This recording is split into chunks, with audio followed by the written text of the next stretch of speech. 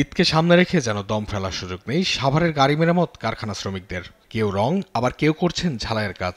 লক্কর-জক্কর আর দুর্ঘটনা শিকার গাড়িগুলোকে জোড়াতাল দিয়ে সড়কে নামাতে চলছে এই তৎপরতা। সাভারের নায়ারহাট, শ্রীপুর, হেমায়তপুর ও আমিনবাজার মিলিয়ে প্রায় অর্ধশতাধিক ওয়ার্কশপে চলছে এমন কর্মযজ্ঞ। ঈদ যাত্রায় সড়কে যে দুর্ঘটনা ঘটে তার বড় কারণ এসব ফিটনেসবিহীন লক্কর-জক্কর গাড়ি। পুরান বডিও নতুন হচ্ছে, রিপেয়ারিং হচ্ছে, গাড়ি তো ডেট ফেল না, ওইগুলো আপনার পুরান জিনিস ফেলে নতুন জিনিস লাগানো হচ্ছে। ওইটা হলো নতুন বডি, এটা পুরান বডি।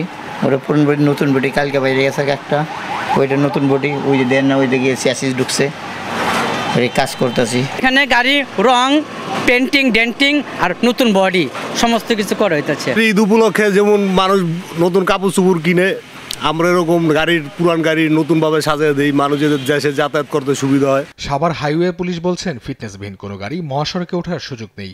এ বিষয়ে তৎপর রয়েছে আইন শৃঙ্খলা বাহিনী। কিছু অসাধু, আমি বলবো ব্যবসায়ী, তারা ফিটনেসবিহীন গাড়িগুলোকে নতুন করে রং করে রাস্তায় নামানোর একটা পায়তারা করে, বা তারা রাস্তায় নামানোর চেষ্টাও করে। তো আমরা হাইওয়ে পুলিশ যেটা করব, এই গাড়িগুলোকে শনাক্ত করব এবং এই ধরনের ফিটনেসবিহীন গাড়ির বিরুদ্ধে আইন অনুযায়ী যে ব্যবস্থা আছে, ফিটনেস না থাকার কারণে ফিটনেসের মামলা প্রয়োজন বোধে আমরা আটক করব। শিল্পাঞ্চলে সাভার আশুলিয়া ঈদের ছুটির দিন ঘোষণার পরও বাড়ি ফেরা মানুষের ঢল নামে রাস্তায়। এই সুযোগকে কাজে লাগিয়ে অসাধু পরিবহন মালিকরা সড়কে নামিয়ে দেন জোড়াতাল দেয়া ফিটনেসবিহীন যানবাহন।